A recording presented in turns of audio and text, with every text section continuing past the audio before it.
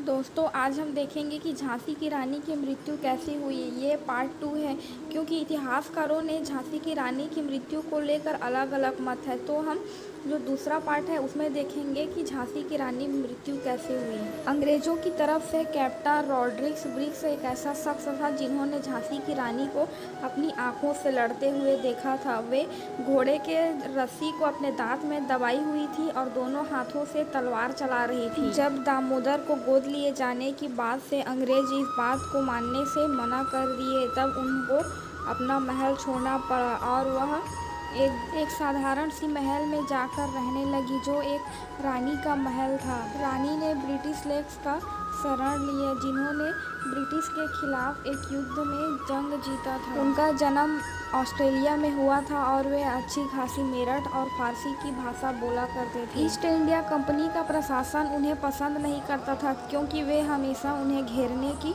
कोशिश करते थे। जब लेक्स पहली बार भारत आए तो रानी लक्ष्मीबाई का घोड़ा उन्हें लेने के लिए गया था। जब घोड़े की सवारी लेक्स को लेने के लिए आगरा गई थी तो उसमें एक बाल्टी में बियर और पानी का बोतल रखा था। पूरे रास्ते भर वे बियर पीते आए और उन्हें एक सिपाही पंखे से हवा दे रहा था। झांसी पहुंचने पर 50 घुड़सवारी के साथ लेक को झांसी लाया गया और झांसी आने के बाद महारानी लक्ष्मीबाई एक पर्दे के पीछे बैठी हुई थी और उनका बेटा दामोदर उस पर्दे को हटा दिया और लेक्स ने रानी लक्ष्मीबाई को देखा। वो उन पर किताब भी लिखे थे। चलिए फिलहाल हम बात करते हैं युद्ध की तरफ। तो युद्ध में कैप्टन रॉड्रिक्स ब्रुक्स ने रानी लक्ष्मीबाई को हमेशा मारने की कोशिश की। वे घुड़सवारी करते हुए हमेशा महारानी लक्ष्मीबाई के पास चले जाते थे, परंतु रानी लक्ष्मीबाई के घुड़सवार उन्हें पीछे से ही घेर लेते थे। कुछ लोगों को घायल करने के बाद रॉड्रिक्स रानी लक्ष्मीबाई के करीब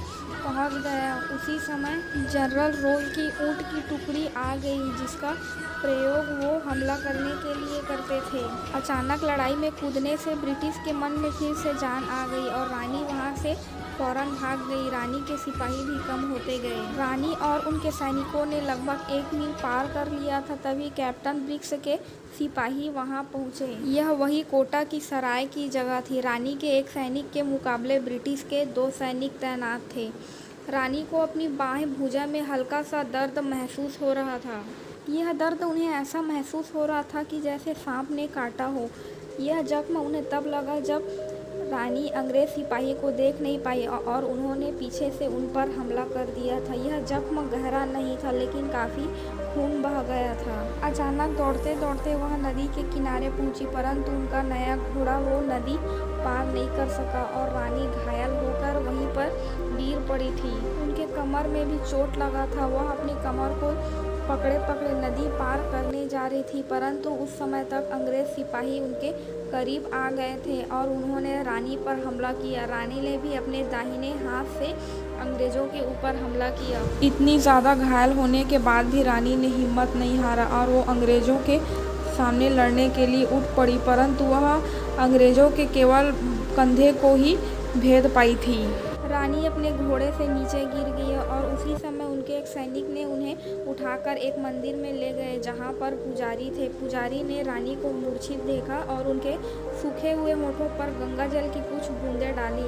रानी उस समय तक जीवित थी। अंग्रेज रॉड्रिक्स ने रानी को मंदिर की तरफ जाते हुए देखा और उसने कहा कि रानी अभी जीवित है, मंदिर पर गई है। तो अंग्रेज मंदिर की ओर दौड़ते आ गए। इससे पहले कि रानी लक्ष्मीबाई ने पुजारी को यह कहते हुए अलविदा कहा कि दामोदर की रक्षा करना, इसे मैं तुम्हारे हवाले छोड़कर जाती हूँ। और साथ में ये भी कहा कि मेरे मरे हुए मृत शरीर को अंग्रेज कभी छू न पाए। ये कहते हुए रानी ने इस संसार को अलविदा कहा और वो वीर गति को प्राप्त हो गई। रानी लड़ते लड़ गई और अपने प्राण त्याग दिए, परंतु उन्होंने कभी अंग्रेजों के सामने झुकना नहीं सीखा।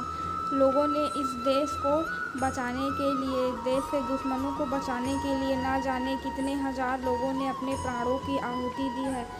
रानी लक्ष्मीबाई को मेरा नमन। तो ये वीडियो आपको कैसी लगी मुझे ज़रूर बताएं। मेरे चैनल को शेयर और सब्सक्राइब करें। इससे पहले मैं रानी लक्ष्मीबाई से रिलेटेड और भी बहुत सारी वीडियो बना चुकी हूँ। आप वहाँ जाकर ज़रूर देखें। धन्यवाद।